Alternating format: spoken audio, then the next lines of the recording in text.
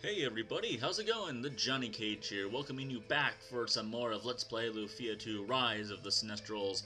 Last time we left off, we got to this town, and we're looking for someone to build us a boat.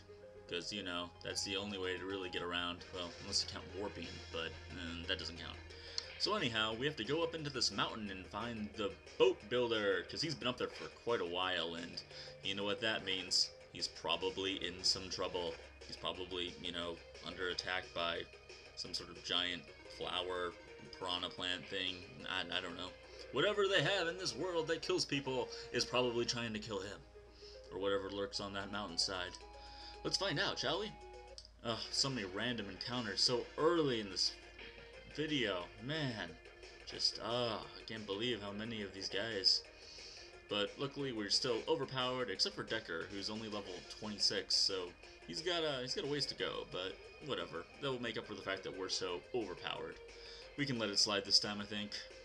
I finally saw some footage of the remake of this game for the Nintendo DS, and I've got to say, that is quite some interesting character design they have in that one.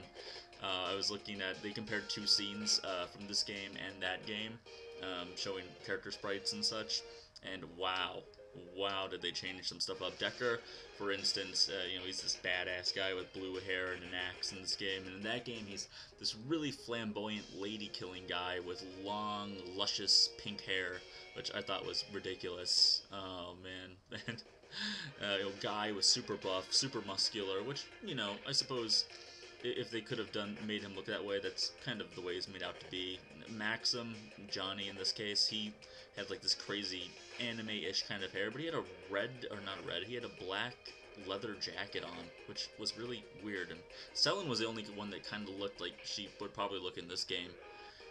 Tia kind of looked like, for some reason she had like goggles on. She looked like Luca from Chrono Trigger. I couldn't figure that out, but anyhow.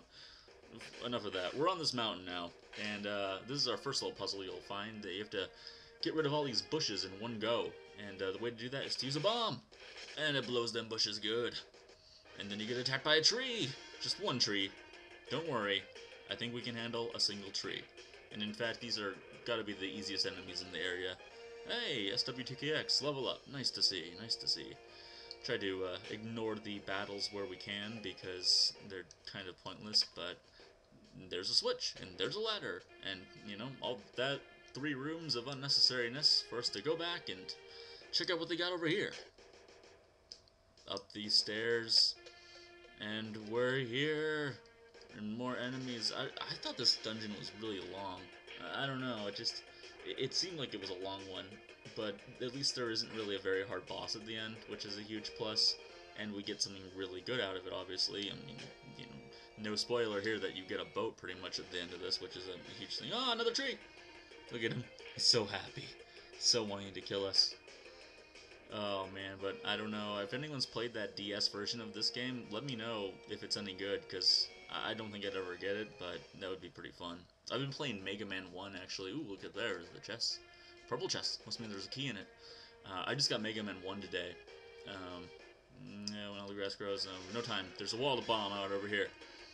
I got Mega Man 1 today, and so I've been playing that for a bit, and man, I swear, for some reason, games are easier on just playing it on the straight-up Nintendo than they are playing it on an NES emulator. I don't know why, maybe it's just me, but hopefully I'll beat it tonight. We'll see what happens, though. It's a tough one.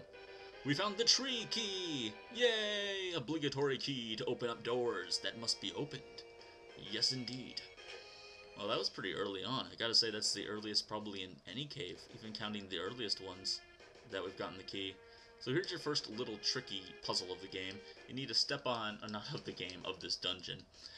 You need to step on the plants, and when you run over them, they grow big, and you want to have them all big without having to cut any of them down. And that's how you do that right there. Pretty easy, but, you know, it's best not to have to go over that over and over again. And we found the fire arrow!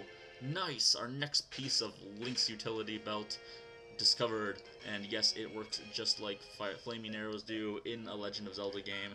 Shoots right through a bunch of bushes. Of all the things, though, that you can get in your utility belt, we'll call them, it's probably the least used. Not many puzzles outside of this dungeon, use it, but, you know, it will come in handy. Otherwise, when you just shoot an enemy with it, it does the same thing that a normal arrow would do and paralyzes them for a short amount of time. Oh, looks like we got the Mad Gorum. You gotta love the English there. And the English, like, somehow this game, maybe it was because it came out right when the N64 did, but it got by all of the critics, not the critics, but just like anyone that would look over the game before it gets distributed, you know, because you got the English in it, you've got very not so subtle adult humor in it, and a bunch of religious iconography everywhere, which was a huge no-no in games. You had games seriously altered because of, you know, Christians and other symbols. So I don't know. I don't know how this one snuck by, but it managed to do a good job of it without having to pull a wisdom tree and, you know, run a cart through another cart like Super Noah's Ark 3D. But well, that's a game for another day, I suppose. I like this mountain look though. It's pretty cool. I like, you know, just having this whole like big mountain area. Pretty neat. Well, I wonder where we're supposed to go in there. But let's go down here first and see what we got. We've got these enemies. Hey, look at that! It's the Lizard Man! Remember him? He was the very first boss in the entire game, and now he's sadly become just a normal enemy. How the mighty have fallen.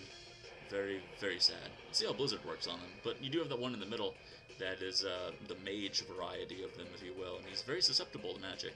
You wouldn't really think that, but I guess it makes sense? Maybe? Kind of? I don't know. Are mage-type enemies in games normally susceptible to magic? I really haven't paid much attention to that throughout the years and throughout the games. But I do know that trees are susceptible to fireballs, that's for sure. Oh, I got left a comment saying how Spark looks like such a crazy magic for being one of the first magics you get in the game, and it really is. I remember the first time I saw the Spark magic, and I was like, wow, I wanted to use that all the time, just because it looks so awesome, and it seemed like it should be able to destroy just about everything. And then you get the Fireball magic, and it's not that different looking from the Spark magic. It's, you know, it is a fireball, but that's it. So you go over here into this chest, and you find the Water Ring, which is alright. The elemental rings are really good, especially if you want to fight really strategically, which unfortunately isn't really the way that I fight. As you can see here, it doesn't do a whole lot for your stats, but it will add the water element. So if we were in some place like, I don't know, the fire, you know, dungeon in a Legend of Zelda game or something suddenly, then we would have that and be able to use it. And then I got caught up here, I'm not gonna lie. I kind of thought that I had to kill all the enemies in this room and had totally forgotten about the fact that there was another path behind some vines that I could go upstairs. So I kind of just sat in this room and was like, huh? What? Where do I go in here? So I figured this must be one of those rooms where you have to kill all the enemies. So, go figure, I decided to try to kill all of the enemies, including the Mad Gorums. Ugh. It makes me so mad when the Mad Gorums are not susceptible to my physical attacks, and I have to try to go through magic spells and figure out the right one, and the only wizard we have on our team is Selin. And by wizard, I mean magic user. No one uses the term wizard really anymore, do they? It's like such a little, small kid thing to say. Like, even in video games now, they're all mages or magic users. I even remember playing the actual arcade cabinet for the Dungeons & Dragons game. They used to have it in an arcade near me, which is a really fun game, by the way, if you can find it. But even the guy in there who was essentially a black mage from the Final Fantasy games, he was called a magic user. Like, no one uses wizard anymore. It's just something that kind of faded away with the times, I suppose. I don't know. I guess it's got a kind of a negative connotation to it. Oh, well, actually, I shouldn't say that. I mean, the Harry Potter, you know, you're a wizard, Harry. I mean, he calls him a wizard, so... yeah, no. I guess it's just a little kid thing, ultimately. Anyhow, I totally digressed there. But oh, it was fun. It was lots of fun. La Felicia. Felicia? Yeah, I don't know. Some sort of flower monster. Not enough flower monsters, if you ask me. Should be a Pokemon that's a flower monster. Is there? I know there's one that's kind of flower-looking from one of the newer games.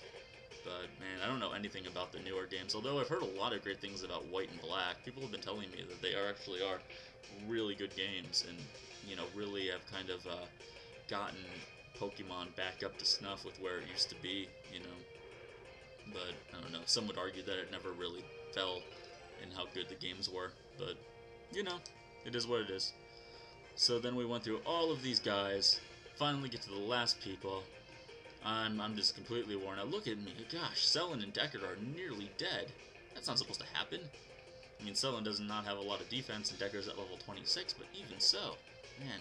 And now you get a lot more enemies, too, that are dishing out multiple hits at once, so everyone on the team takes a hit, which, you know, that adds a certain amount of badness to it. And it was right about here that I figured something suspicious was going on. So I decided, I'm going to heal up and go back upstairs and figure out what else is going on, and that is when I discovered the error in my ways. But anyhow, guys, I'm running out of time. This has been the Johnny Cage. Thank you so much for watching. Please subscribe, comment, and like, and I'll talk to all of you tomorrow.